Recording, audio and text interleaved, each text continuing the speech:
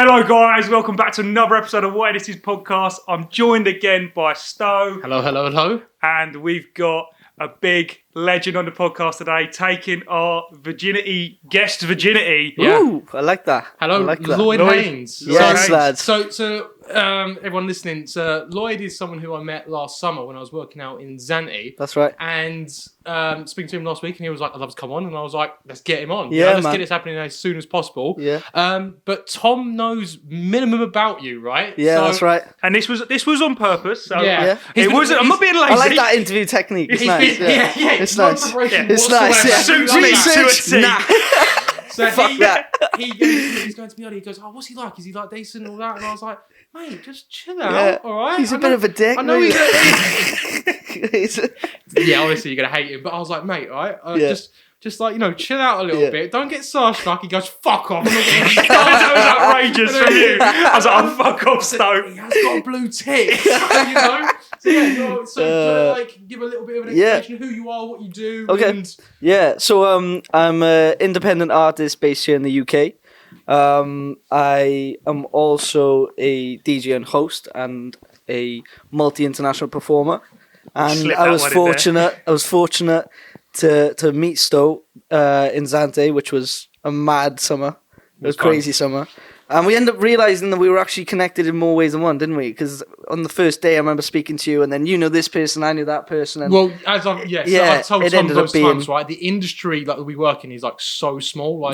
Everyone knows everyone. That's And right. If you do something dodgy or shady, everyone knows. Everyone finds out. Essentially, Yeah. when you're back in school and someone goes out with someone Spreads else, around. and Yeah. next thing you know, everyone's on it. They're like, "Oh, we know what happened to you." And you're like, "Oh shit, I'm getting fired. I'm never getting a gig again." But yeah, so Tom, another thing Tom was saying to me about was he was saying to me, "What is the difference between an MC and a DJ?" This is how Okay.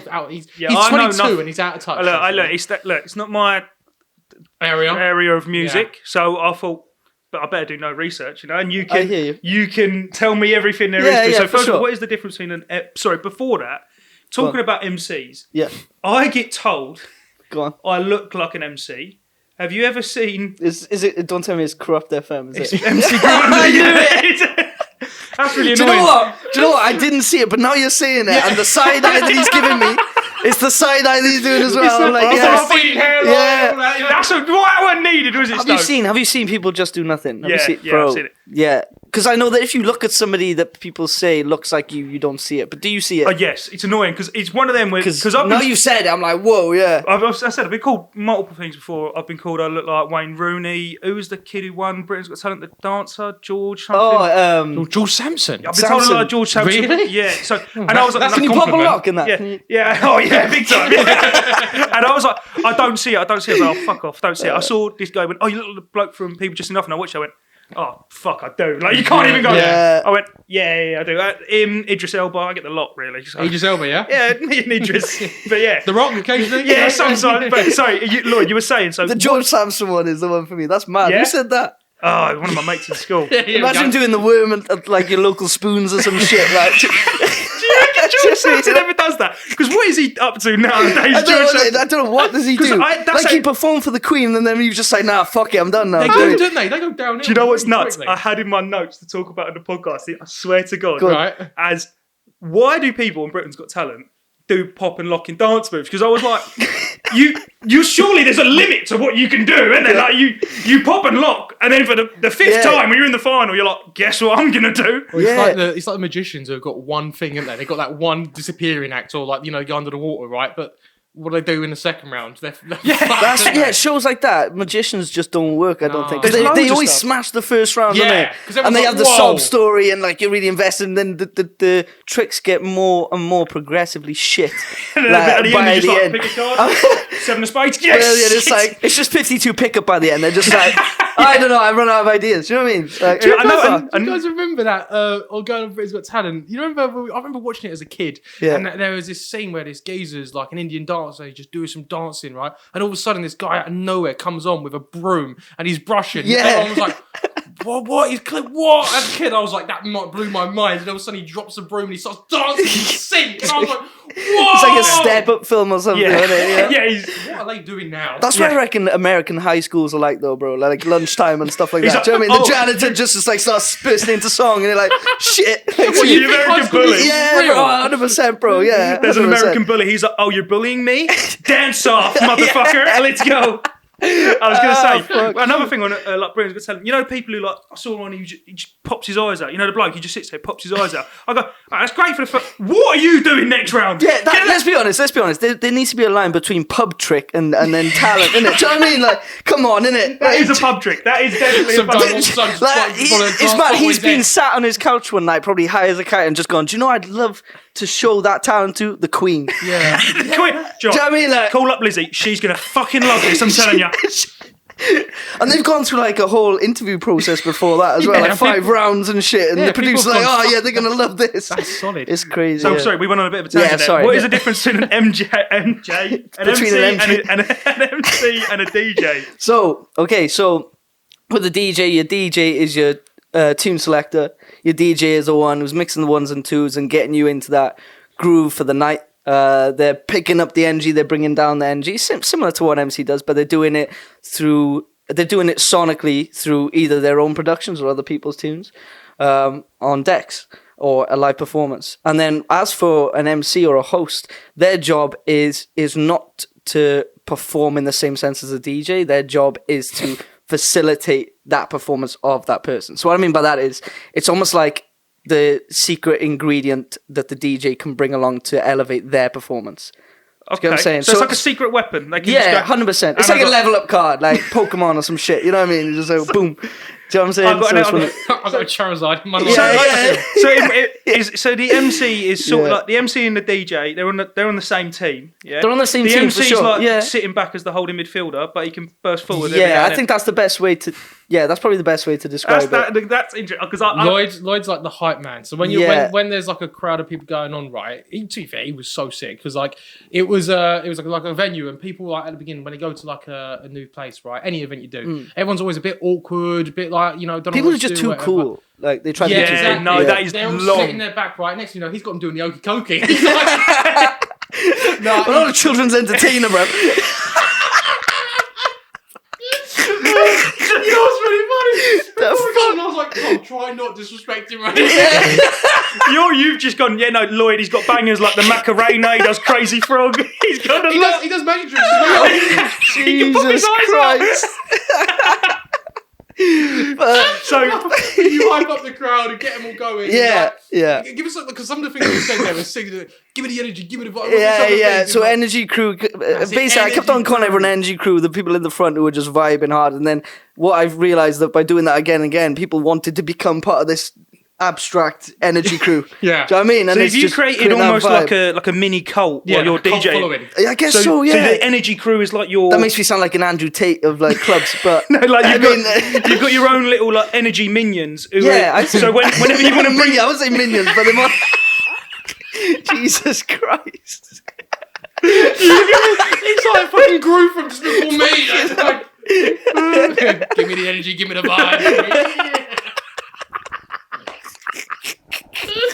I mean, my role in that sense, when I'm DJ, my role is, of course, to provide the tunes and to create that buzz and do it in a way that's sort of seamless. So transitions are fluid and everything sort of goes as to plan, whilst also throwing in chops here and there that make them go, ooh, and so it's a little bit different. You know, that's my job is to perform. But then when I'm hosting, my job is, like I say, to elevate whoever's playing. So in that case, me and Dre 23, we were working quite heavily. That's a nuts name drop there. Early doors. Yeah. We were working very heavily together all summer.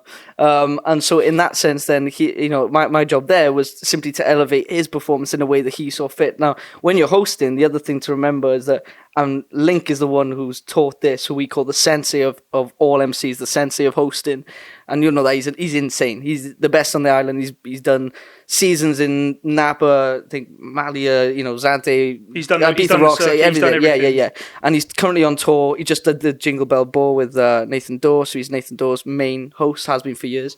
He does know. I know Nathan Dorr. You know Nate, yeah, Nate's killing it. Jesus. Nate's killing it. Nate's killing it. He's an old man in the young man's body. Yeah. Don't give me that. All right, I know Nathan Dorr is. He done a song with KSI. All right. Yeah, that's right. I knew am you'd know joking. that. I knew him before that as well. But yeah, so Link basically is, as said from the beginning, that you're there to, like I say, to elevate their performance. You're there to facilitate their growth and to get their name out. Like, that's why when I'm hosting, I don't mention my name. I'm not interested in them knowing my name. I'm interested in them knowing Dre 23 was playing, or whoever else that I'm hosting for. Same with when I was hosting for Danny T. It was the same thing again. It's making sure that everybody in the room knows Danny T's on right now. He's about to come on right now, or he's just finishing, or whatever it may be that sort of gets them hyped to the point of getting their phones out, getting that clip, or like just vibing with their friends to that song that they wanted to vibe to. So is it quite important? Like, would you say that an MC and a DJ get along off massively? Yeah. It seems like you have to have quite a connection to. Bro, 100%. Like, I've hosted for people in other clubs, like in the UK and stuff, and if I haven't got along with that person, not so much got along in the sense like personality clashes, nothing like that, but if I haven't just vibed with them generally, then it can be a bit more difficult. Dave. Yeah. He's on next. Dave is on. Woo. Go on. Energy crew. Don't worry about it. Yeah. Energy minions, have a break. Yeah. He's alright, yeah. Do you know what I mean? But if you don't vibe with it, but obviously at the same time you got to be professional. You got to do your thing. But I think that when you vibe with somebody like the way that I vibe with Dre, like Dre was my big brother out there. Like, seriously, like took me under his wing and did it unconditionally. And when I was doing it with him, what we found is that we came into this set, and still would have realized this, that we came into this set that we realized worked every time. Yeah. And it's something that he'd sort of curated over years, and he was back and forth to Ibiza Rock, so he realized that this is the set. Like, everything around it is cool, we can experiment, but when it's peak time, just before the artist comes on, whether it's Young and Charlie Sloth, Tom Zanetti, whoever it was at the time, it was always, that's the set. And we just came into this flow, and there was sometimes, I remember when we hit about mid-June, end of June, it was like heaven. We just hit this moment. It was like this zen state of just fluid. It was like, I'd never experienced anything like it. And I remember afterwards, because you always used to smoke up afterwards, me and him. We go back. I mean, I'm probably not alled to talk about weed. I don't know. But sweet. So we used to smoke up. We used to smoke up the finest cushion from Zante. It was beautiful. Yeah. And then we'd sit there and go through tunes and just like analyze different. What I love about working with somebody like that is that it's not just a case of just this song for song. It was like album for album. So like he would show me like just the maddest, like, back-to-back things, like Be Young, for example. Then we'd switch to somebody from my ends, which is, like, local. Yeah. And, like, all these different MCs and artists generally. And sort of analyze, like, how they've structured their tapes and things like that, which actually helped me in my own artistry, because it meant that when I came back home and I was in the studio more, it meant that I was sort of crafting it in a way that I see fit for a club. That sounds crazy. Like, it actually is like an art form. Like, people really don't understand, because when you say, I'm an MC, I'm a DJ, like, if you're in, like, say, the corporate world, or like, like a normal job or whatever, right? Yeah. You kind of think, that ain't really a real job or whatever. But when you're in the industry, like, you see people go into a venue who like don't really know anything, and then like someone like Lloyd would come along and he will change that person's mindset, and then they are like, they're just like so involved in the crowd and all that, and it's like, it really is, it's like a transitioning people from just like a whatever state they're in to like actually really involved in it, and it's like, it's really brilliant. I think DJs, MCs would get like people from the outside looking in would just go, fucking hell, they go on for an hour and then they get paid fucking a load of money for an hour as well. Fuck me, that's the easiest job in the world. But what you don't see is all the behind the scenes grafting that you see you doing. I was going to say, so if we bring it right back, like what made you get into creating music? Okay, so I was basically, it's a mad one. So I was born into a family of musical theatre and drama. So the angle that it wasn't at all like heavy stinking beats from straight away. It was like choir boys singing. Wow! Do you know what I mean? Really? That was me. That was me. Yeah, you do not give up. 100%. I was that choir boy. I was like Oliver Twist in the play and all this stuff. Like I was, Billy Elliot vibes. Like that's all my kind of thing. And it was kind of mad doing all that kind of stuff. But I wasn't there in the ballerina leotard and stuff, but it was neat. It was edging there. Do you know what I mean? Not that there's anything wrong, by the way. Disclaimer. Not that there's anything wrong with that. But yeah, if I was to do that in any of the destinations that I played, I know people would look at me weird. But yeah, so I was born into that kind of like realm. And if I'm honest, like it was all because of my grandmother. So she was a singer in the West End in London. She was singing to the troops at the World War. Like she was big time, man. She was killing it. And she was in and out of studios and stuff. And there's loads of old recordings which they have that vinyl sound on them from the 70s, 80s, like incredible. And that's what inspired me as a kid. I remember seeing her like in like I think it was like a theatre for a pantomime kind of thing, even in an older age. And I was just like, I just want to do that. I don't know what it is, but I just want to be like in front of people. And I think I just wanted that like performance. I can't explain it. It was just like that. I could see it in her eyes that she loved it, you know. And in a sea of 1,000 people, when I was there as like a toddler, I remember, and it's crazy because I was so young, but I remember her looking at me. You know what I mean? I remember her being the fairy godmother in a play and like looking at me in the theatre and stuff. And for her, that was just a side hustle. That wasn't her main focus as an artist, so to speak. But from then, I was just inspired, and then I just went into singer-songwriting. I learned guitar, so I was a guitarist for years.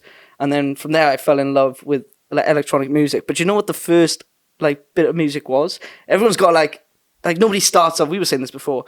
Like everyone ends up on like house music, for example. Yeah. But you start off on EDM or something like that. Do you know what mine was dubstep, bro. Really? Well, I was obsessed. Skrillex, like I was obsessed with the Sound of Dubstep 3 Ministry of Sound album. Yeah. And I remember just blasting that, like, and I was one of them kids who was almost like entitled to listen to loud music. I just felt like this. Do you know what I mean? I was like, I can listen to it on my Walkman without wearing headphones. How old are you? Do you know what I mean? Like, oh yeah, no, I was one of them. You know them Sony Ericsson Walkman phones. Remember those? Nah, they were like a big fat phone. Like the flip one. Nah, this was like the brick one. But then I did have a Walkman. What you call it? Like a. Is it a Walkman, like a CD player kind of thing? I had a so, Lloyd, how old are you? I'm 27. Okay. Yeah, but I look about 12, so you know what I mean? You're like so, in Zante, a lot of them thought that I was their age. I'm like, nah, honey. Like, do you know what I mean? Yeah. Oh, yeah, honestly. I'm on, it's fine. But yeah, I remember walking to the bus stop in like year 7, like blasting that shit on my phone or like on some sort of record player thing. And I was just hooked by electronic music then. But the more wild it was, the better for me. Sick. So I just found myself hooked on like techno, EDM, like acid house and like jacking house. And for a while, that was what I was doing. There was no vocals involved. Like I was going to raves and playing raves where they were like 6. My set would start at like 5 a.m. and finish at like 7 a.m. So how did you go from like where you were, so small choir boy in the valleys of Wales, in the valleys of Wales, to like international MC DJ? Like, I mean, it was a mad journey. I think that I genuinely think it's because of me putting in work in my artistry and like putting out so many releases that's what obviously cemented my position in the scene. And then from there, it meant that, you know, as an artist, as a singer, rapper, songwriter, whatever, naturally then you know how to create an energy and you perform in more. So you perform in your own tracks more, which means that you can then sort of host other people's sets more. Yeah. And that's where the MC then comes in. Like an MC's art is really, or host art, whatever way you call it, is their art is really, like I say, being able to match that energy in that exact moment, even though they don't know what's coming on. And that's one thing that me and Dre like nailed in the end, and a few people from the UK that I've really got close to now doing it with as well. It's sort of like knowing when those breaks are, knowing when to say a little bit, knowing when to come away, knowing when to go in way more, knowing when to sit back. Like I've been the problem sometimes where I've finished a set and I've been like, how was that? And then they're like, a little bit too much, you know? Or they'll say like a little bit. Yeah, like a little bit too much. Or you're doing too much. I'm doing too much sometimes. It's always good to hear feedback though, isn't it? Because you don't ever want like to be at a point where you can't listen to constructive like criticism in it. Yeah. Because like some people do have an ego, don't they? Yeah. And they just don't want to hear it. We say the same thing. Whenever I say people, they're like, "Oh, I love the podcast." I'm like, well, "Can you listen? What is shit about it? Like, tell me what's bad." I agree. Yeah, you need constructive criticism. If your criticism is just you're shit, I'm like, well, give me a bit more than that. Do you know what I mean? No, exactly. But in a way that will really, I think, really make sense to you as a podcast host, though. What I mean by when I say doing it too much is I know that for many years Gary Vee used to have the critique that he was doing too much on his podcast. Yeah. Like, interrupting every 2 seconds, like just constantly going and going and going. Yeah. And I think that that's an example of what almost like I was doing in a way now and again on certain sets. Is that I'd come away and I'd be like, okay, maybe I shouldn't have gone so hard there. Yeah. I'd look back at one of your videos, for example, I go, okay, that one can't post that one. That's a bit too much. Yeah, and then there's other ones where I'm like, that's the sweet spot. Yeah. And it's so hard to explain because it's so subjective. That's the thing as well, do you know what I mean? isn't it? Music is and so I'm sure subjective. every set will be different too. Exactly, yeah. About if there'll be one set that you got to bring more energy to, and there'll be other sets that you. Yeah, got yeah, exactly. There's some that you have to relax on. Like it also Like at a depends on the funeral, venue. You can't. Have you ever done a funeral, Lloyd? I didn't know. I thought you said that. And I was like trying to register that. She's No, I inside. haven't. I haven't. The inside. This crowd is well dead. Oh no, it's just your man. Never mind. Yeah, no, it's silly. Energy crew. Any no, I can't remember. Have you got Nah. any like funny stories in your career? Anything when you've been I'm abroad? sure, I'm sure you've got so much. There Well, must if have we're been- speaking generally, I got some generally like outside of Zante, but one that's in Zante. I remember being on the boat, and I was hosting it myself. I was playing myself at the same time, and then it was like a UK rap set that I was doing, and I remember I had narcotics stutters. okay, Right. What's that? Narcotics, as in you partying the night before. Right, yeah. You've been on all sorts. The next morning you got stutters, you got sweats, you're Oh, a bit okay, like yeah. jittery. So I'm on the boat party and I'm feeling a little bit like queasy and stuff. Bit hungover. Yeah, and I'm like, okay, yeah, what's going on here? And then I'm noticing that now and again things I'm saying, they're not like naturally flowing, because that's what happens, isn't it? The day after you're sort of like, you can't really talk, you're a bit like, Yeah. yeah. And I remember spinning out the track and I tried to say something about there being an open bar in a minute, but now we're going to go into this D&B section, energy crew, get ready kind of thing. And that, even though I just said it now, fine, I actually spun it out and I went, and I just looked. I remember Ben, the manager of the boat, looking at me and just going, and then looking at, and then there's a sea of people that are all just vibing, and they just sort of stopped. They were like, no. what did the retard just say on the mic? Like, do you know what I mean? You didn't say And that. I remember just turning to Ben and I was like, oh my God, and I just said it, and then he was like, long night, and I was like, yeah. Oh, that's And awkward. that was embarrassing, but You didn't say that. You said a wobble bobble. you said a whoop, whoop, whoop, whoop. That's like a probably between But as well, I isn't think it? that was a moment, and it happens to loads of people. I generally see it happening to some pros in the game, but Yeah. you know, that was a once in a blue moon thing. But I mean, it's like I say, there's little moments that happen. Like there's videos where I get sent, not just from Stowe, but anybody that I'm performing with. There was one in Shoreditch not long ago, and there was 2 sick videos. But one, I was like, oh, I went slightly off key in my verse there, but then on the hook I was solid, so I can push that one. And that's just what it's like being a performer, is that you're gonna get bad clips. Like there's gonna be the Madonna moment of falling off the stage. Like there's gonna be those things. You know what I mean? That's got a So big you one, got though, it, yeah. yeah. I mean, there was one of. I hope he doesn't mind me saying this, but there's one of Tom Zanetti literally going to do a stage dive and falling Did off you just the say I stage. don't mind if he minds? Do you think he's going to watch this? Yeah. Well, you're This is big stuff. This yeah, is big. you're saying that, but the reason why I say that is everybody who was like sort of connecting with him and showing him love ended up sending him this video, and I just thought that was a bit harsh. But yeah, What was the video? I don't know if you took it. You might have him falling off stage. Sweet. He went to do Oh. a stage dive, and then Yeah. something. I think what it was is that like the guys out there, like the age groups are a bit different. So if he had an older crowd, maybe just a little bit more able to hold him up, they would have held him up. Yeah. But there was a bunch of like young lads, and I they have just sort of seen- looked. They're like my build, and they look up at him, and they're like nope, and they just sort of moved out of the way, and poof. But I mean, That literally, hurts, doesn't it? I'm not a scientist, but that hurts. He weren't that high up. It was more like a step down. But so he tried to jump, and Yeah, everyone's like, but- "Oh, what but- are you doing, mate?" But it was like committed though. Proper Like, do you know what I awkward. mean? You can't half stage dive. Yeah, can you? yeah, that's what I mean. Like, Leave one you're leg saying on. this, a step, but even still, it's yeah. there's levels to that. I was, you know. if we bring it back to when you said at the beginning, Yeah.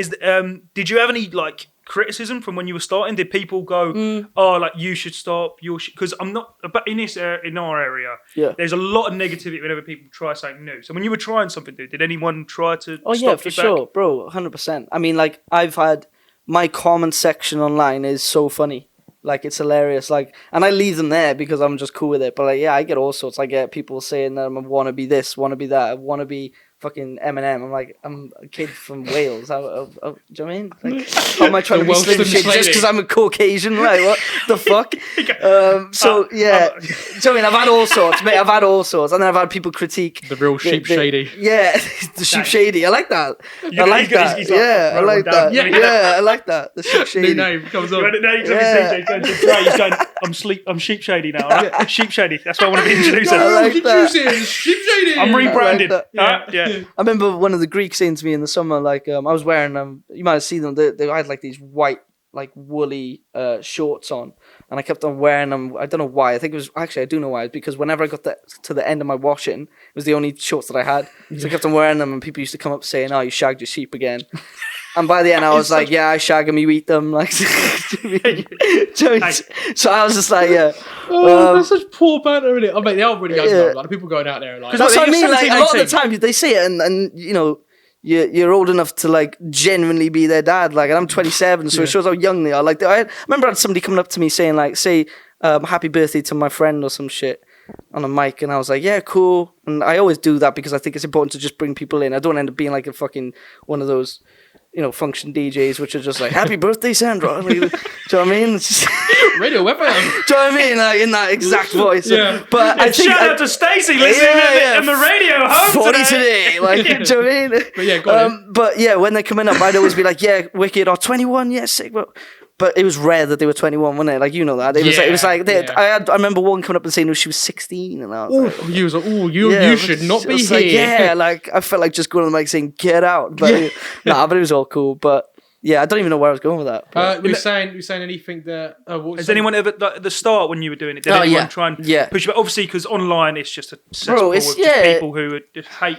I don't get why you'd hate. If I saw a podcast on my TikTok and I went, I don't like that, I'd go and scroll past it. Exactly, yeah. I go, I'm not interested in that. To go out my way to go, I didn't enjoy this. Yeah. But that's what I was going to say. I was going to throw it back to you. I reckon you guys must get that. Like, we had it once. You're content creators. So. I had it. Oh, I found it hilarious. We did a podcast clip, and they went, "Podcasts aren't for everyone, lads." I was like, decent. That's decent. But if you're gonna do content, you're gonna hate. For me, funny. I've always said, if you're gonna take the piss, be good. Totally agree. I totally agree. Like, the best comments that I was getting recently, or all year last year, and now that I've grown my hair, I'm wearing a beanie right now because argan oil and all that, you know, good stuff. But when I was growing it and it was just down and back, everyone, and I say everyone, was commenting at Jack Grealish.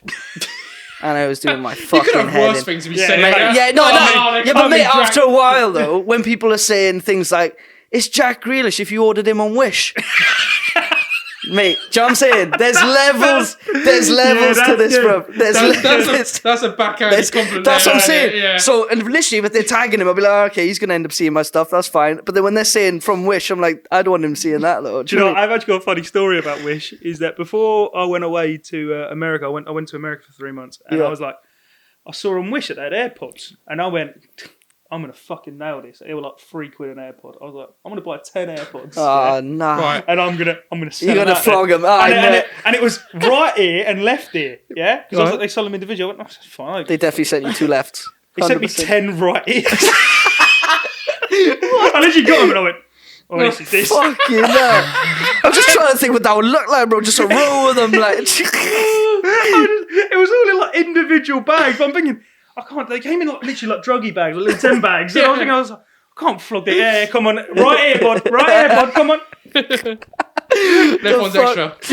I swear everybody, like, must be a COVID thing. I swear everybody's tried to sell AirPods in the last year. No. This was in 2019. I think. Oh, was it? I was like, fucking hell, because you were ahead of the curve then. You know, selling dodgy AirPods. That's just what I do. I was first. In 2019, I tried selling Prime bottles for £100. No way. Mate, do you know a funny story that I had, right, about selling I was going to say like knockoff stuff here, but these ones were actually genuinely they were sick. But yeah, I'm going to start selling them now. No, legit, do you know what it was, right? Lloyd Haines.com below. These were Nike trainers, but they didn't come in a box. Oh, right. Right? Yeah. So I remember looking at them, I wore them myself so much, and I was like, these are normal Nike trainers. They're very much the gym ones. Like, you wouldn't get like sort of ones like going out for a meal, and like, they were like mad colours and like the fly knits and stuff like that. Yeah. But I remember getting them, and I remember I was about 16, and I looked on Twitter, and I just wanted to make money all the time. I've always just been that kind of minded. Entrepreneurial. And yeah, and I remember finding on Twitter that at Nike gym wear was available. Oh wow! No, that's Bro, nuts. So you took the handle. So I took the handle at Nike gym wear, and I started flogging Nike trainers without the box in college. And because they didn't have the box, I'd knock like not that much off. Basically, I'd sell them for 60. Yeah. So I like off the recommended retail would have been like 75 or some shit. Oh wow! And yeah, man, that was a wicked business. And they were all there was like a 2-week lead time because they were from God knows where. Have you still got the handle then? Or Yeah, I still own the handle. Mate, yeah.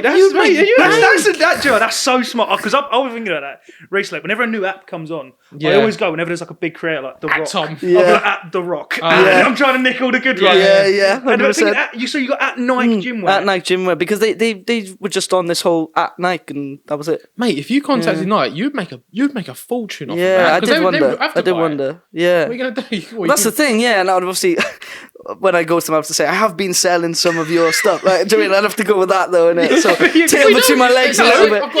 You go, do you know what I've done for you, mate? Not only have I've been fucking selling your stuff for you, and I've been doing marketing and selling. In fact, give me a job. I know, literally. But yeah, that was a lot of fun. That's brilliant. Yeah. Do you want to hear something funny that happened to me the other day? Go on. So you came here on the train, right? Yeah. So you know when there's trains and there's like 4 seats or 5 seats, isn't there? Like in a row, right? I got on and it was a weird position because it was 4 seats. So there's 5 seats. 2 people sitting here, 1, 2, space, person. Space, person. So they've nicked the end of a 5. So that's it, 5. So They've one nicked the person on end the of a end, 5. 2 people on the other side. So there's 2 seats next to each other, yeah? And obviously personal space. You don't want to sit next to one person. It's a bit like at a urinal. You know when there's 5, you pick the end, the middle, and then the other 2. Yeah. But there's two. So you know what I went for? I went for in between both of them. It was the most awkward thing You ever. are a wrong'un. What is wrong with you? Would you do that at a urinal? Yeah, Would exactly. you do that? Are you scared? You're pissing. You miss. No, there's 5 urinals and there's 2 people here. You've 2 got people on the left side. What do you mean? Oh, wait. What do you mean? How would you miss? What do you mean you'd miss? Because, like, you know, you're thinking of one that's a trough, right? Yeah. Yeah, no, I'm thinking of ones that are individual. So if I go in between Yeah, them... but still, you wouldn't miss if you go for the middle one. It's just the middle you're one. just pissing the middle one. No, What's wrong with you? You're pissing between them. You're pissing on the wall between them. If there was 4 urinals, you'd go get some pissing in between the 2 of them. I'm done. He's pissing between the urinals. Surely somebody's taught you to piss in the urinal. No, right. So, it's like a fucking maths equation, isn't it? There was 5 urinals. 3 of them are filled up. 2 on one side. So 1, 2, 3, 4, 5. 1, 2. Space. How many apples did Sarah have left? That's one of them questions. How much piss did Stowe do on the floor? What the fuck? You piss between the urinals. You sat on the Londoners, man. urinal. Londoners are fucked, bro. It was a train. It's even worse. You pissed on the I train. pissed myself on the train. You pissed in between the 2 people on the train. On a train, mate. Fucking hell. No wonder why there's been train strikes, bro. Oh my god. Oh, that's decent. That is decent. This wasn't what was meant to be the last. You're just taking the piss out of you going. Yeah, sorry, go on. But I'm basically like 5 spaces, 2 people sitting there, 1 person sitting in the end. Yeah. So where do you sit? Do you sit like next to the one of the 2 or one of the 1? I'd probably piss in between them.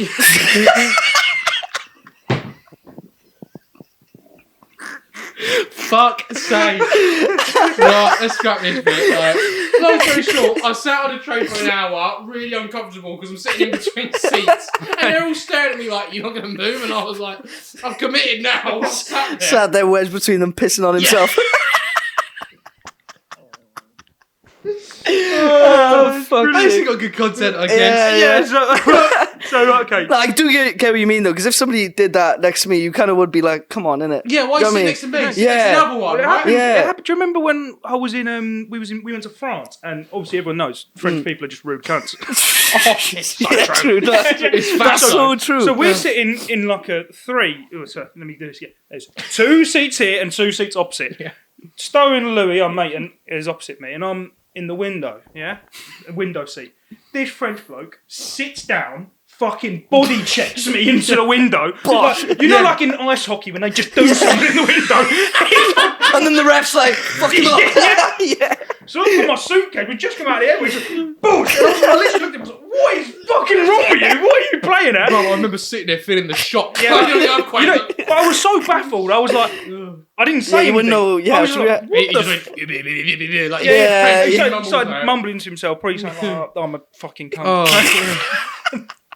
And then he got off. I was like, "You fucking fat old cunt! Like, what is wrong with you?" He clearly just thought it was English. And went, I'm gonna fucking do them. No, don't you remember? You was giving it to him because he was French. He was saying, "Oh, this dickhead is." Oh yeah, no, I did.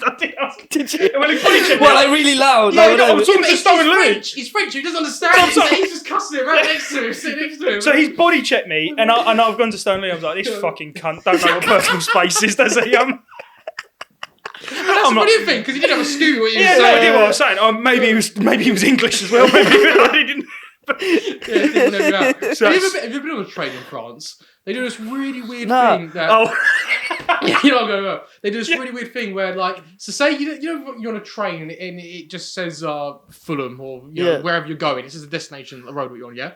In France, it had this really like upbeat, different chimes. It'd be like, it'd have like a ringtone for every single location. So it'd be like, What, a different one? so it'd be like, Monton, and he'd be like, ding, ding, dong. Yeah, and then we'd go to, Montonde. Like, and it'd be the next one. It'd be like, don. Yeah, so every single one had a different one. And Wow. so I said to Stowe and Louis, I go, imagine how nuts it would be if they had this in the UK. They'd be like, Stevenage.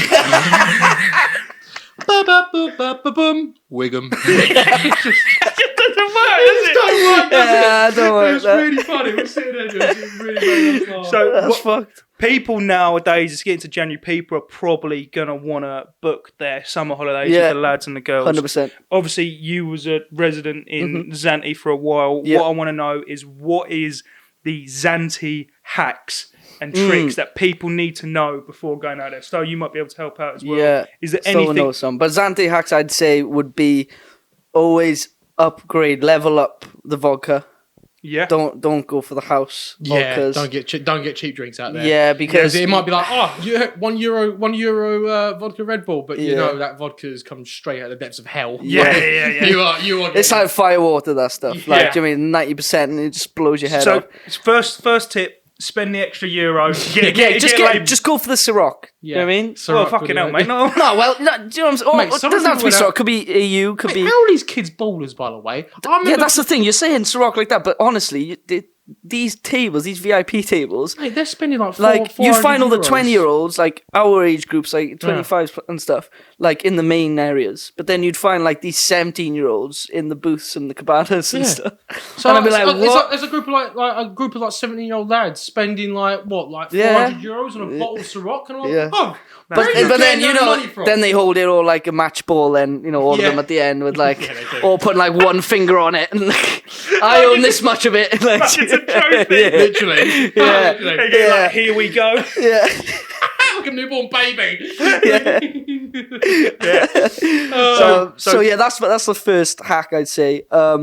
I mean, you'd probably say 100% to get a ped, right? Yeah, get some form. Actually, no, don't get a ped. I never had a ped out there. I don't know what you're talking about. Your mate had one, didn't he? Your mate had one. My mate used to just drive about. Yeah. Thomas Stephen. Yeah. You never lost your ped. You need some sort of form of transport, right? Yeah. So Do you think fucking Costanos is listening to this now and saying, what is wrong with There you? he is, little prick. We have video evidence of him. Look. Fuck's sake. You lost your ped when you were driving out there, yeah? Yeah. Oh, this is a funny story, to be fair. Yeah, go on. I started telling you earlier. Yeah, go on. So basically, I was out there when I was out in Zante. I had a ped, right? So a little moped. I had a helmet on and all that, so it was good, a good health and safety, right? But basically, But you know when he says "and all that means fuck all. Fuck all. He's got a helmet on and swim shorts. That is it. And some henna tattoos. For extra protection. Fuck me. it was bad. No, literally out there, like, fuck, me putting a helmet on, people was like, fucking hell, he's like a fucking... He's sensible, isn't he? Fucking hell. So basically, there's a guy who did the rentals, right? He rented out the peds to everyone, yeah? And when I first got there, I just got on the ped and they said, you need to just jump on his ped and just go around, you'll be fine, right? I was wrecking it, you know, I went around a couple of laps, right? I was alright on it, right? I then like left my ped outside the front of the nightclub right one night. Come back there day after, it's been totaled. Like the wing mirrors come off. Like someone's like, I didn't realise, but someone's like, obviously it's all English when they come out of the thing. They just literally start like just beating the shit out. English drunk people go, "Oi, fucking smash tanking!" Yeah. Genuinely, they're like that, right? It's mental. So then I was like, fuck. I said to like one of the guys that I know, I was like, oh, is there any way you can like, can we fix this like bike or whatever?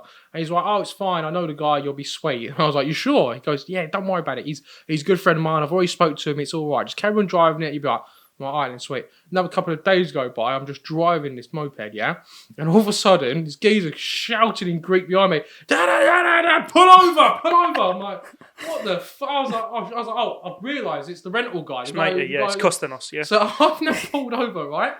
And he pulls me like a police officer. He just pulls me over, and he's like, "What the fuck have you done to my bike?" He lost his accent. I was like, Pull over! Fucking hell, mate. this Georgian accent, you little fucking little shit. So I've gone. Didn't matey tell you? Matey told me fuck all, and I've gone. He's gone fucking cockney now. What did you say? Did matey tell you? Matey ain't told me fucking nothing, son. Give me the. So get the bangers and mash out and pay me, alright? But I'm literally there, and I'm like, oh, I'm fucked. So I'm like, so the guy, like the guy who said he knew him, like another guy, he literally was like, oh look, don't worry about it, it's sweet. I get pulled over. I said, didn't matey talk to you? He goes, matey ain't said to me nothing. Give me €250 now, and I'm like, What, on the spot? Fine. Literally, I was like, mate, What? I ain't got €250 on me. I'm literally on my ones. I'm in swim shorts. I'm a videographer, mate. I don't get paid. I can give you this henna tattoo. Literally. So he's like, come round to my rental place and we sort it out. And I go round there. And he basically just took it off me. He said, like, you're not having this no more. Why? But you know what was mental as well? Mad. He gave me the bike without any, like, deposit or anything. No, he was like, yeah, just give me the bike, you're fucked now. And I was like, I'm fucked. But that's my story. So why were you fucked? Because you were wearing a helmet? Because you weren't? Because you were doing I didn't have a fucking wing mirror on because someone like broke it off and he's like, you've broken that my makes more bike. And I was sense. like, well, me, I didn't even do anything. I got told that you sweet. Talking about health and safety in Zante, me and Stowe went round Europe and we went into Zante. We climbed up this fucking hill. Yeah, this hill was genuinely one of the biggest mountains I see. Stowe's driving us up there, and literally this is a fucking cliff, and it is vertical drop down. Do you know where Daphne Beach is? You might know. Yeah. So we were So you've been up that bit. Yeah. You go up to the top of the mountain, Ridiculous. and it is a fucking. The incline is one. All right, it is up. Yeah, and what they do as a form of safety is not have fencing around it. They don't have barbed wire. Piece of string, legitimate piece of string. What to say? No entry. On the, on the side of the mountain. On the side of the mountain to stop people off the road. Shit. It's just a piece of string, and I went. Oh, that'll stop a ton car. That's good. Yeah, no. Oh, that was sketchy. That It was nuts. That's what they like, though. I Yeah. remember, we're probably going to scare people who are thinking of going, but no, seriously. Drinks for Saturday. We're like, don't drive. But wasn't there that story? And it was like midsummer, and this lad was pissed up, and he runs across the road from one club to another, gets bodied. You said you got body checked earlier, yeah? Imagine that happening by a horse and cart, bro. Man just goes boom on the floor. Yeah, the worst thing is, these Greeks, if that was in the UK, I mean, you probably won't get run over by a horse and cart in the UK, but if it was in the UK, the guy would go, oh, shit, sorry, man, and then get off. In Greece, they go, yeah, and carry on, and roll over the guy's head, bruv, and carry on going. Yeah. But apparently the lad, everyone was screaming. These girls, like, oh my God, he's dead. And he just gets up, apparently, and goes, and shakes off and walks. The Undertaker. Just yeah. But that's the thing, they're just invincible. These it is. youngsters, if you have enough alcohol in your system, you can beat anything. Anything you want. Mate, Yeah. it is like I guess it is so, genuinely like the Wild West out there. It though, is, isn't it? yeah. The things that first day I got there, I remember just like walking down like the main strip, and I was like, oh, I've never done like a lads holiday. I ain't been Really? never been How's that to. then? Just Didn't have lads. Didn't have mates. That's it. Didn't have mates. But yeah, no, I've never went. I've never been to Zion Napas, Is it? any of them. So when I went this year, the first time I went there, walking down the strip, I saw literally like Wild West. I saw Horton car, quad bikes, like just police just rolling up and down with like their squad bike lights just going. Woo. People just passed out on the roads. It's mental. Yeah, It's but apparently crazy. Iron Nap is like way worse. Not that I've been, but apparently Is it? it's like way like Crazy. Yeah. Oh, Back, mate. back Too onto much. the Zanti tips and tricks. Sorry. I was Yeah. told that, because we went, I was told after a night out, there's only one place you can go for food. And I was told... Palm Burger, is it? No, I was, BJ's. I was told Oh, BJ's. BJ's. Oh, yeah. I've been yeah. told that's the nuts from everyone. As someone who's bare, is Yeah. that Well, any we good? went. Yeah, I took you, didn't I? BJ's is wicked. Yeah. BJ's is wicked. Palm Burger, I tend to go to though for a specific thing, and this is kind of fuck because I would never order. That's the other thing. waitress. The sun makes you order weird shit. I don't know what it is. Your whole appetite changes. You're like a pregnant woman. Like you just crave these So mad just, foods. just put that.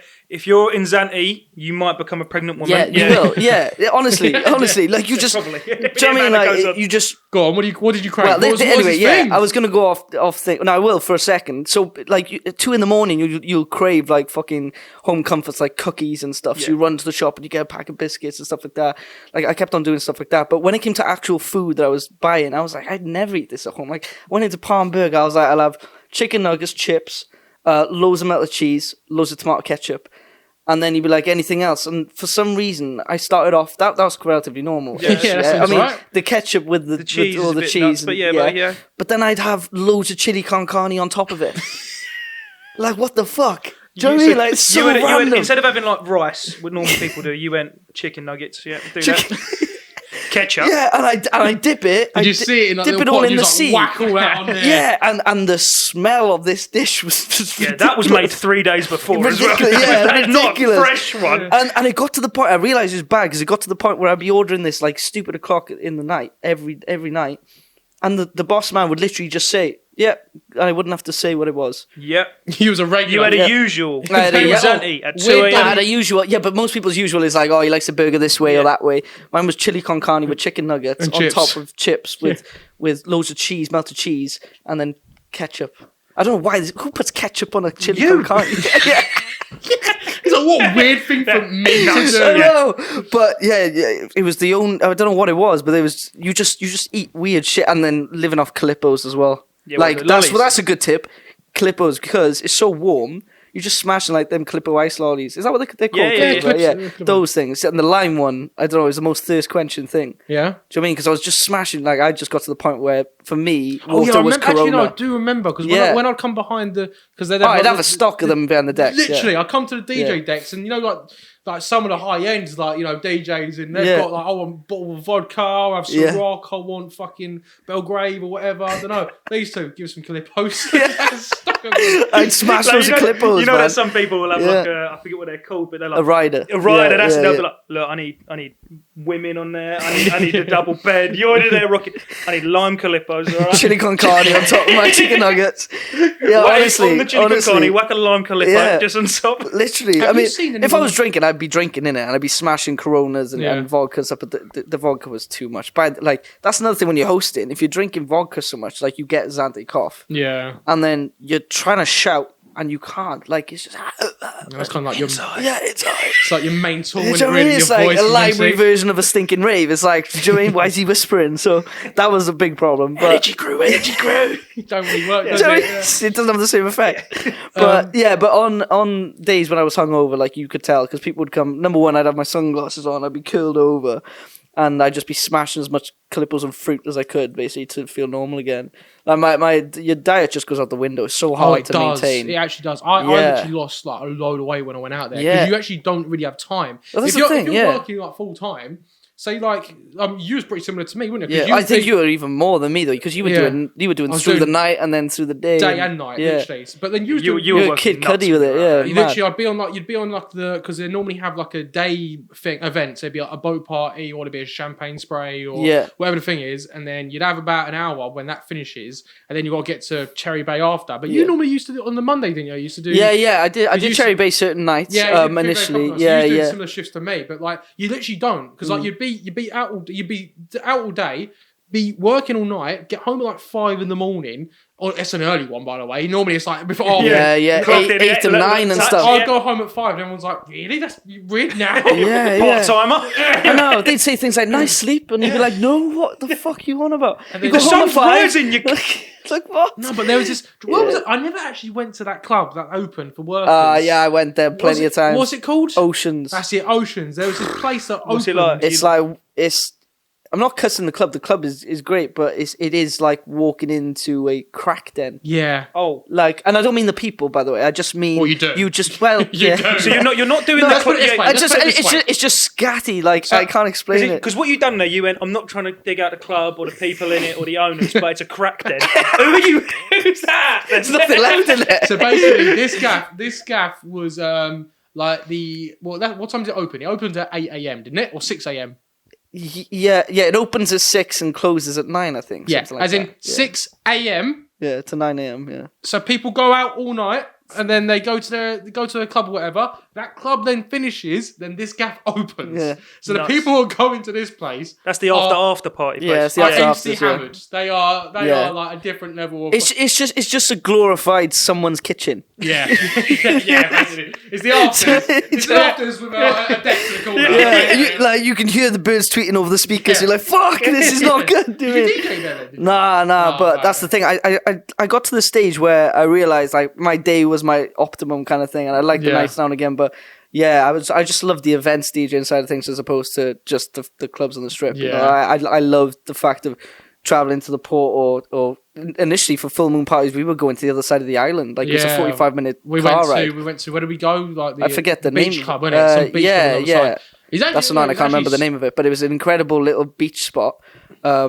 I don't remember. I think my first week when I first started was when you guys started going there. Yeah, that's right. Yeah, it was the first time. That's yeah. the first day I met you. I met you there. Yeah. I met you at that beach Oh yeah, club. you did. Yeah, Because yeah, we I did. was like, all right, boys. Yeah, yeah. You was like, who the fuck's this guy? Camera out of nowhere. And then, Yeah, because we actually started speaking properly the day after for the boats, wasn't it? That was the it, boat yeah, 'cause parties. I met you guys there, but Yeah, obviously because this guy doesn't bring himself up, and like he's got some big players in the game who recommended him to go out there. Yeah, But yeah. He had Trust me. Majestic, he had Sammy Porter. Trust me, he had- he doesn't fucking keep it quiet. Oh right, never mind then. No, but you know what the problem is though, Lloyd? You're in my sphere, Yeah. right? So you know who these guys are. He doesn't have a fucking. No one does, and I'm like, oh yeah, I'm just. No, do you know what? I'm going to tell something to Lloyd here because Go on. I want Oh, go to on. bring this up because when you were in Zante working every day, Oh, it's funny. I would get a daily phone call of wear your mug, yeah? I'm out here in the sun, loads of women, loads of attention, loads of alcohol. People love me here. I'm loving it. I'm in a tan. I am the Don. I'm looking sexy. I'm out here with Tom Zanetti. Right? Lloyd Haines. I'm here with loads of the top dogs, yeah? What are you doing? And I'm like, I'm picking up my dog shit at the moment. with 2 hands. Legit. And it was every day, and it was, oh, Tom, got another one for you today. Yeah, so I'm doing this, and this. And he's like, how's your day? I'm like, I sat at my desk all day, Sto. All right, yeah, all right, cool, I did nothing. Why didn't you come out? So what was I doing in that summer? Was I? You was just working. I did say Is to it? come out, and you was like, "Oh yeah, I might do." But so I was only going to be out there for 3 weeks, and I ended up doing 6 weeks. Oh So yeah. I wasn't even going to be out there for that long, and then I was like, "Fucking it, I'm not going home." Fuck it. And also, Hey, you leaving? yeah, literally. How did you mean that? you literally did say it to I me. remember that, yeah. But you got to think as well, like. Stowe's going to be work, and when Stowe said to me, because I've never actually seen Stowe work, he's like, Tom, when I'm working, He's high energy, I'm in 100%. Like the, He is. and I'll be there by myself going, yeah, woo. What I love about it, he's got an unconventional way because he, like, if you look into the sea of people, you can usually go, there's the videographer. Yeah. With Stowe, you don't know where he is in the sea of people That's 'cause because he's having a fucking break in No, the that's what I'm corner. saying, because he ends up raving with them. Like honestly, on the boats, he comes to me and be like, "Where's Stowe? He needs to get this clip. You know, this track's coming on. He needs to get this clip." And then he just rise from the ocean, not even joking, soaking wet, going, "Oh, I just thought I'd jump off here." But literally, With the camera. Every time with the fucking camera, just doing flips. Mate, by the end, he's doing like quadruple flips and shit. I'm like, what's Bicycle kicking the camera I'm back. like, where's he hitting all the gone? ankles. Where's he gone? Oh, to be mate. fair, Lloyd, like, because I actually did a load of filming, but Lloyd Yeah. still hasn't been used. Lloyd was like a solid user. Like, Yeah. every day, he'd be like, got clips, send them out Mate, to I me. was hooked. You can't And a say solid on the clip, user. He's a solid user. In more ways than one, I was a Oh, solid Lloyd, user. solid user. Solid, love the stuff. No, he's right, because I remember you sending the clips for the first time, and I was like, bro. And then one of them did $250,000 the other day. Bro, you know what I mean? Yeah. Like, I get views, fam. Yeah. Talking about views, should we talk Oh, about by the way, just one thing quickly. You know, you two have actually met before, by the way. No way. Yeah, no. When? I was FaceTiming him on stage when you was performing, and did you take the camera? Did you take Yeah. Shit, I remember this. That was funny because I remember Stowe accidentally FaceTimed me while I think I was at work, and literally he FaceTimed me, and I can just. It definitely wasn't accidental. He was probably like.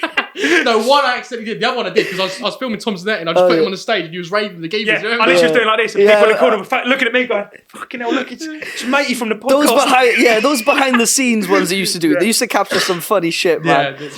Talking about views, have you got a song that got like a load of traction that was your biggest song? And how did that come about? Yeah, so far, what I did was while I was out, just before I went out for the summer. I was doing a bunch of shows and I thought it was a good time to release Matrix, which was the single to the tape that I released. So then that surpassed far over 250,000, which is great. That's nice, and that was solid. So then from there, it just led to me working with a load of other people, which is awesome. So I've just confirmed features with the likes of Maxwell D from So Solids, which is amazing. You know, he's heavily involved in Garage Nation and a lot of big events across the country. He even recently got his own music scored in Netflix. Like, this guy is killing it. He's an OG in the game, and he's regularly on One Extra. Like, you can't turn on Radio 1 Extra without hearing him. So like, you just know that this is an OG in the game. So I've always had massive respect for him, and I think it's been a time-in thing. Like, a lot of people like still don't know this. A lot of people in the industry, you'll meet them, and for like 2 years they're just somebody that you know.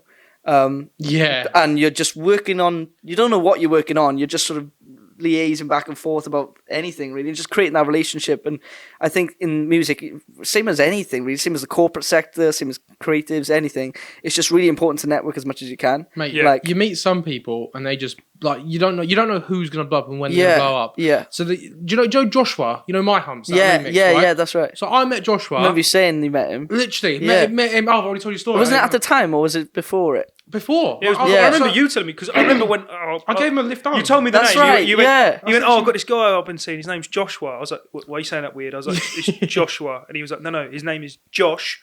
W-A. I was like, fucking hell, all right. Tom loves it's very bougie way of saying the name. Tom loves the names, because I tell him I'm with, like, I don't know, like, just someone, some random... Madge or something, like, I said to him, I'm with Majestic. He goes, what the fuck's a Majestic? Like, what is it? Where can I get one? I was like, Majestic, what is he, like a fairy drink? I was like, well, I didn't get it. But yeah, no, you said he's sound and he lives near. But yeah, so Joshua was like someone who I just met. Like, I met him at one of the events that I was shooting or whatever. Yeah. And then, like, all of a sudden, like, a couple of weeks later, he released, I think it was, what did he release first? He released another song. It was another song. It wasn't My Humps. It was one just before the that, edit. and it blew up. Yeah. And then, like, overnight, he's now, like, traveling all around the world. He's been doing Australia, America, like, and he was like, I was literally with him, and I was like, "Oh, I'll give you a lift home after." I was like, "This, I mean, this is why you got to, like. This is why I always say, like, you can't be too sort of in your own field with your blinkers on to the extent where you just think, oh no, unless they're at the top, then they're never gonna be, because it doesn't work like that. And like the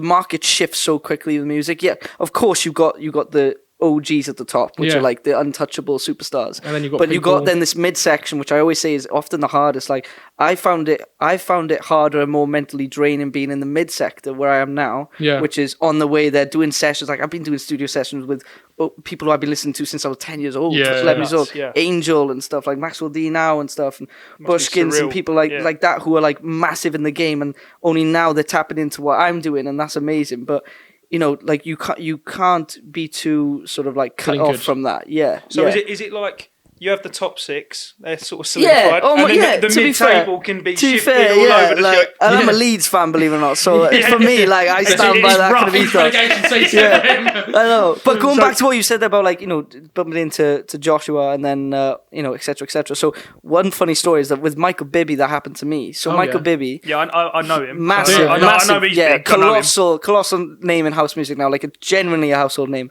And for a while, he wasn't and in the same situation, he was doing he was very strong and social. That's the one thing that separated him from a lot of the others. He's very strong. He reminded me, his posting frequency and the type of post, he's very much like a Salado, but solo. Like the kind of stuff he was doing after parties till God knows when and random gaffs and stuff like that. Like deeper house like very minimal stuff. And it was just cool, and he's just got this very unique look about him. Like he's got he looks like a Gucci model, like in the good-looking guy. Yeah, good-looking, cool ass motherfucker. Like, do you mean? Yeah. And with him, like, I remember Hanging Tree was just like I don't even know if it had been released as a release. I think it was more just videos were circulating of Hanging Tree, that track. He just sending it out to different DJs who've been playing running through the tree. You remember? And I was going around, and then we booked him, James Cromwell and I, who's fucking sick promoter.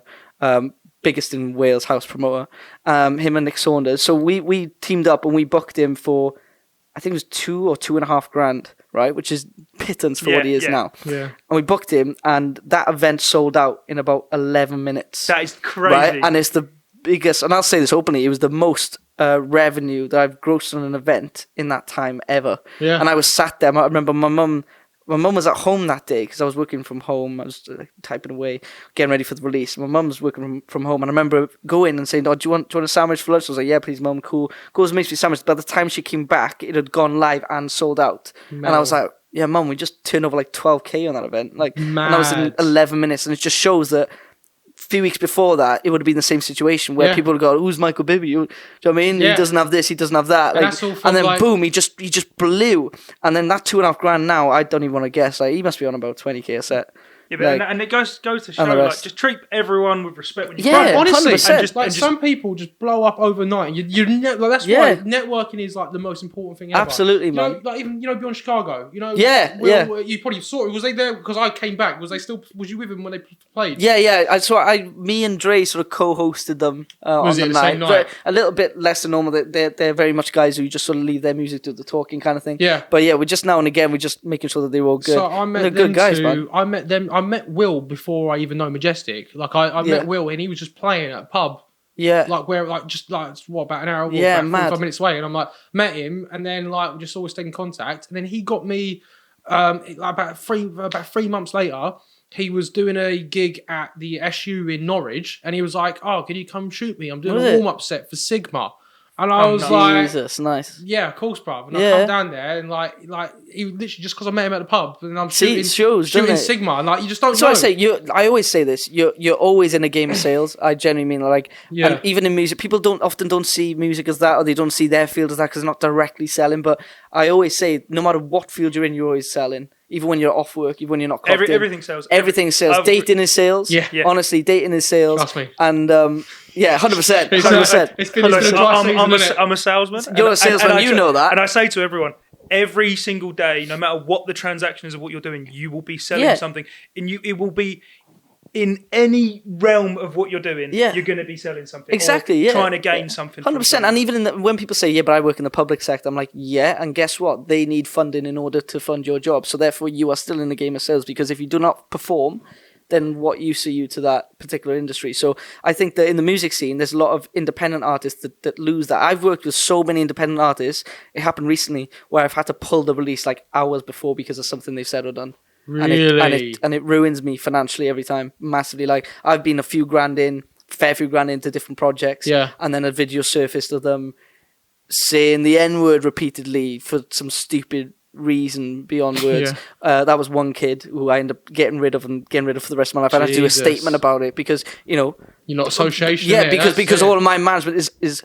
of that ilk and of that culture, and I'm heavily influenced by black music culture. Yeah. So why the hell would I work with anybody like that? So that's one example. Another example, one guy ended up having it was the way that he was speaking to certain team members, but then there was a load of criminal charges that we never knew about. So like, there's honestly, like, the scene, networking is so important because you need to find out more about your people. Yeah. You need to know exactly who you get into bed with, because there's a lot of backstabbing in this scene. Yeah. And overall, you just need to feel spiritually aligned with the people that you're working with, I think. I'm very big now on, like, working with a select few and, like, working with a small clique. I think it's really important. And, you see that because in the creative space, people are backstabbers. In the sales space, I think it's important even in friendships as well. That you need to have people around you who they've got your good intentions at heart. They're there to try and help you and boost you. That's why we can't be friends anymore.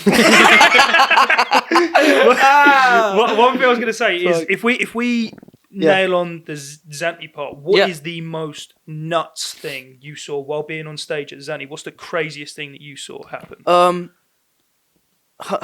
It can be on or off stage. Yeah, I mean, you've really got to be careful what you say as well. Something might be too nuts, and he's like. I mean, obviously, it's always mad, like, and it does happen. It does happen back home as well, but out there, it's way more. When girls go on holiday, they generally think. I mean, I don't know if they're wrong, but they generally think that everybody wants to see their tits. Like, it's just like constant, like, bang, bang. Yeah. And literally, like, and you're like, no, fuck, no, don't do that. You're not. But then when it's like the mantra of the group as well, and seriously, not you. Bro, I felt so bad. This one time, this girl's on stage, right? And it was a dance competition, right? And I think it was her and another girl, right? And everyone's cheering on, going, "Yay!" And all of a sudden, she got her tits out. She got booed. Yeah, I remember that. She got booed. I remember that. And I felt bad for her. She got booed. Oh, man, I'd say one that I didn't see with my own eyes because I had actually flown back. It's something that was going on in the UK. I'd flown back for it, but Dre was hosting, and it's on his TikTok, so it's generally there. It's in black and white. And there was a girl. I want to say this right. They were doing a dance competition, and a lot of the time the girls bring their friends along because it sort of helps their prowess and activates their boss bitch mode and all that shit. So I was like, he was like, sorry, bring your friend on. And then they full on started like borderline having sexual intercourse on stage and like rubbing hands in places and stuff. And then did something, I think it touched Dre or something on his hand in order to get back up or something like that. And there's a video of him, and I think it's him running away or something like that. Or going, she touched me. I remember something like that. No. So that was one thing. Then obviously in the dance competitions, there'd always be that one person who can do like a quadruple flip, a bit like him off the the ship. And then that would always be like, what the hell just happened? But I mean, some of them you don't think they got in as well. Yeah. Like, I remember standing there, right, and they picked up some of these, like, because everyone who goes, this is the thing, right? Whenever you're in Zante and there's an event going on, right, they always come in and they're always really respectful, like, timid. Some people, they get a couple of drinks in them and they're fucking savages. Yeah, they are. Like, they turn into animals, and these girls and all that, like, they're fucking all of a sudden doing cartwheels, basically fingering each other on the fucking stage and that's shit. Nuts. Yeah. So they went up on stage. Yeah, and then in front of like, I mean, it wasn't. It's a dance competition. Yeah, but it's on the stage though, in front of the whole beach club. I've never been, so I'm just imagining. So the dance competition. I'm expecting George Sampson, pop and lock. Yeah, that's what I'm seeing. Diversity. She's fingering her. What's happened there then?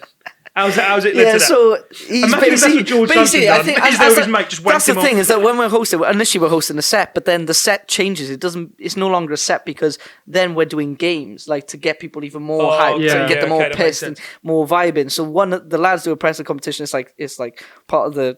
I was going to say, like, it's just like part of the culture there. Is that like there's always a presser competition, there's always a dance competition, there's always a champagne spray directly after that.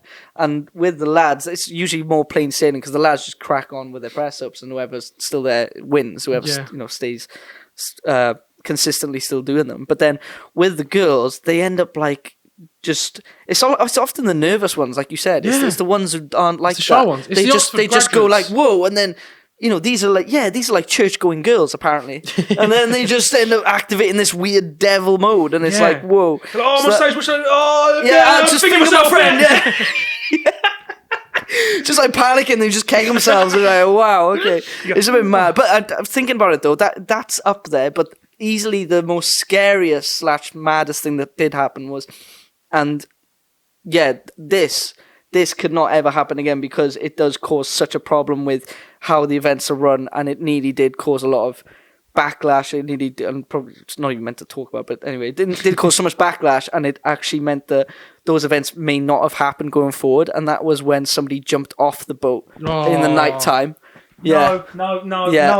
Somebody No, we're not doing it, Lloyd. Yeah. We're not doing it because I've heard this story so many fucking times. Yeah. Because this guy tells me that he's a fucking hero. I don't think he knows. Is it the Yeah, same it was, one? yeah, it was the same. see, Like, yeah. So this guy, Yeah. because fucking hell, I've heard this so many fucking times. Right? The bloke's come off because he's pissed and he's a dickhead. Yeah, He jumped off in the night time and it's like pitch black. We're in the middle of the ocean. Mate, genuinely, Were you on the boat? Yeah, I was playing. I had to stop and say, they said, turn it off, and turn it off. this is the most scariest. Like, genuinely, Yeah, I and then- do not know how So this is the scary. So I can imagine this as being the It's- scariest and- thing. Can you explain to the people what happened? Yeah, because, and the thing is, when I say it's the scariest thing, you're probably thinking, how's that the scariest thing? But initially, I didn't think it was the scariest thing. Initially, I was like, there's always one. Yeah. And I was saying things like, who's a wanker? And like, there's somebody getting back on so we can resume the party kind of thing. Just thought he was just there kind of thing. But then, there was a weird energy shift. Like, I can't explain And it. you can And feel it. the music's off and I just felt this energy shift and I was like, oh, this isn't good.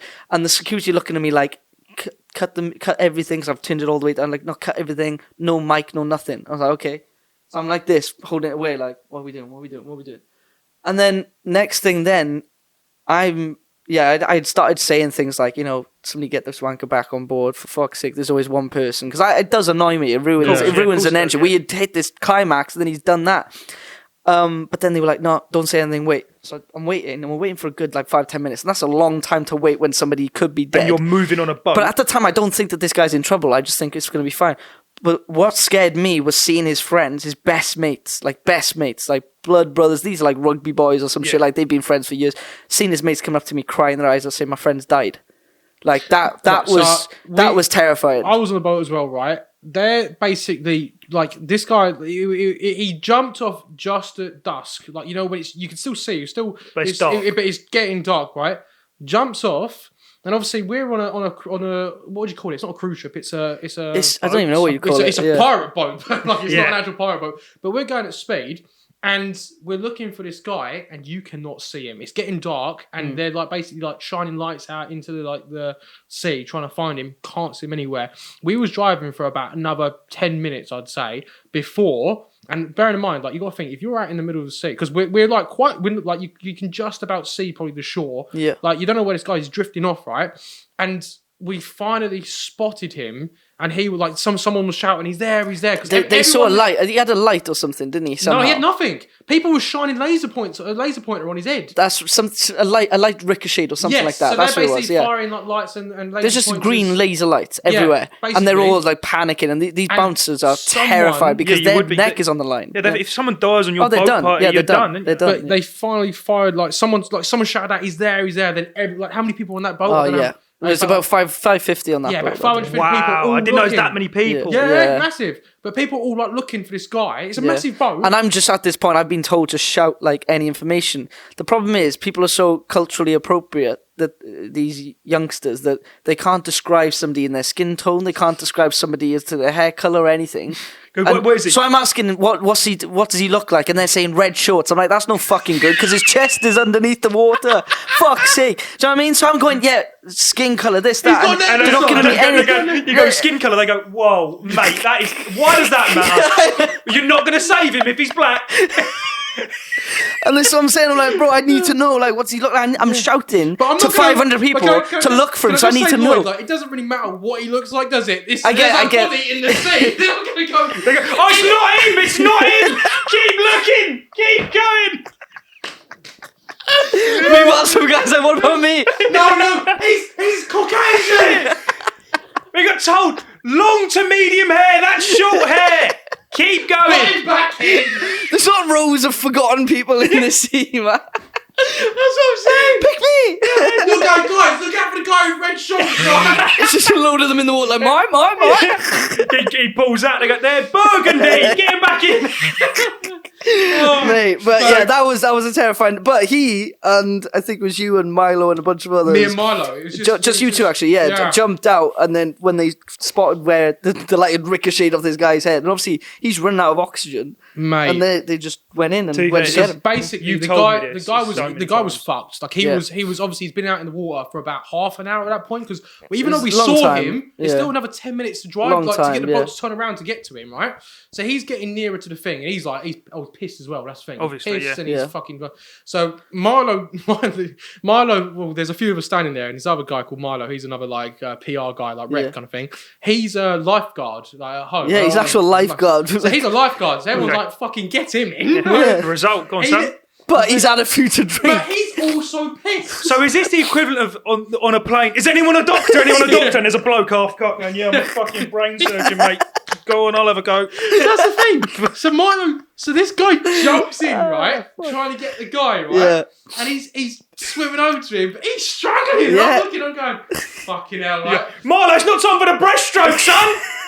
It's not a rest period. It's a fucking butterfly. It was a bit dangerous because they've still got the rotors and all that going, so they could easily go under the fucking boat and then obviously knock their head against That's the thing. Is the worry is that coming under the boat would obviously be tragic. So that's why there was a big worry. Because the boat's massive. If you go under that boat, you ain't coming back out. If it wasn't for the security being generally so on point, and I'm not just saying this, easily the best security.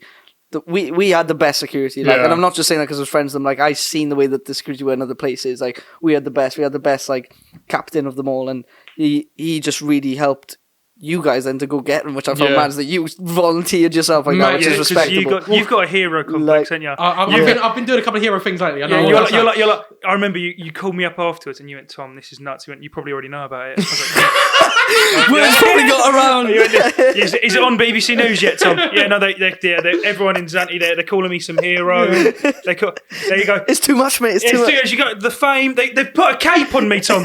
Yeah. The kid was fucked. Like, but you said so Milo's struggling. He's like doing the fucking crawl. He gets his arm around him, but they're both struggling. Yeah. And then I jumped in as well, and I was like, Milo then. Oh no! Milo gave up. Yeah, Milo came back. You told me.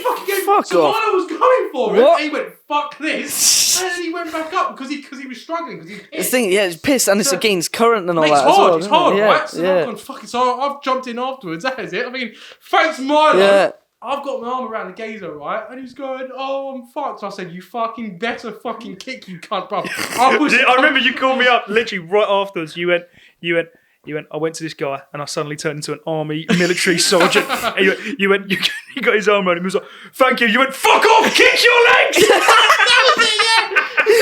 Drop down and give me 20. That was it. Kick your fucking legs. That was it. And you was like, we're getting back on this boat. Someone threw a life thingy over. Yeah, that's what the boy thing. Like, and then we got back up. But mate, realistically, the train though, it fucking goes through. But just so the people, anyone listening doesn't think that that's a regular occurrence. That's the only time in tens of years that's happened. So they said. No, literally. So which is crazy. But the way that it was handled was solid and thank God. Stowe was lucky. Right. So in a way, are you saying that Stowe has saved Zante? Yeah. Let's change Stowe to saved. Yeah, you need a knighthood in Zante, really, don't you? Yeah, so one thing I wanted to get about you, Lloyd, is that obviously you've been performing. You said you've done it in multinational places. Have you ever got stage fright? Have you ever? Have you ever 100%. Absolutely bombed? Yeah, and do you know what? If I haven't done that in a sober context or in just like a getting vibey context, a few drinks and stuff like that. It's been when I've been too much. Like, I'm very much the personality type. Like, my friends will know this. I'm an ADHD guy, so when it comes to going out, I'm fucked up. I think I do as well. I'm fucked up. So I just don't stop. Like, I'll just keep going and going and going. I'll be the last one that you see at the end of the night. I'll be the one when the lights come on. I'm still fucked. I'm on my own. Like, so when it's been like that and I got into a bad, I say rhythm as if it's a good thing, a bad rhythm of it, that's when I remember Dre one time saying, like, you're not on it today, are you? And I was like, nah. And that's happened out there, but then it had never really happened in the UK because I think out there you get sucked into this just party lifestyle. You just get sucked into this rock star kind of thing, and you're like, yeah, just keep getting fucked up and saying yes to bottles and VIP and stuff like that. But it's not sustainable. You know what I mean? You gotta come at it professionally. So I think that's a lot of teachings that I've had from doing different places. I was the same when I was younger, playing in Ibiza all the time. Zoo Project, I was probably the most. It was weird because I just hit this level of like being so messed up and like from partying all day, but somehow I just was able to do it with ease because it was the first day. But if you've been doing that for months, it gains on you. It catches up on you. Yeah. So I think that my advice to anybody who does play in any gigs on a regular basis is to just like know your pace, and say no to things. Don't always say yes to going out last minute. Because I know I'd be ready to go to bed and literally somebody would say something and I get FOMO and I'd be like, yeah, cool, let's go. You literally... honestly. Eye mask on. I'm not joking. He's like, bottles? I'm ready. I'm not joking. The cucumbers will be off my eyes. Like, yeah! Yeah, and Lloyd, one thing I wanted to say Go is clearly you're smashing it right now. Big love, man. If there's any people out there who want to become a host, an MC, a DJ, what's something you'd recommend to the people out there doing it? I'd recommend 100% pursuing that little inkling in your mind that says that you can do it, 100%, because if you feel that even just a little bit, it's enough to go with. Don't wait until you're gasping for it to actually pursue it. You know, if you feel that little bit and you watch that set and you're like, I fancy a bit of that. You know, it's obviously not just a drunk thought. You know, maybe it is something that is you're destined to do. You know, it's not just a random passing thought. Go for it. And then on that point, like we were saying earlier, I say networking will be the most fundamental thing. Learning the fundamentals of the basics first and foremost. Often recommend having like a coach or teacher. But then from there, then, you know, making sure you're networking hard, because you'll get a lot more teachings from that than just the social context of networking. Also, just taking every opportunity as well. Yeah, like I think sure. we can all say, if you've got something that you want to do and it's something you're aspiring to do, go out there, smash it, throw yourself in the deep end, exactly. keep doing it. Yeah, but give Lloyd, yourself purpose, man. You know, that has been a brilliant episode. It's been my favourite Loved episode it. that I've filmed. I'd say that's great. I love that. that's been the Whatever This Is podcast. Lloyd, if you could just shout out the Whatever This Is podcast. Shout out to the Whatever This Is podcast. make This sure is you guys Lloyd follow Haines. Lloyd's Instagram. Follow Lloyd. his Go follow me up socials. at Lloyd Haines. And yeah, big love to you all for listening. Yeah, do that. Remember, guys, it's It's not illegal if you don't get caught. It's our catchphrase. It's a bit of a trying to force. Yeah. You know? We've never done it at the same time before. I know, That's yeah, what- that was a So bit like whack. not bad boys as yeah, well. yeah, we don't do That it. was the least synchronized I've seen, Yeah, but no, No, oh, seriously. it's all good. nearly. See you later, guys. Nice little voice.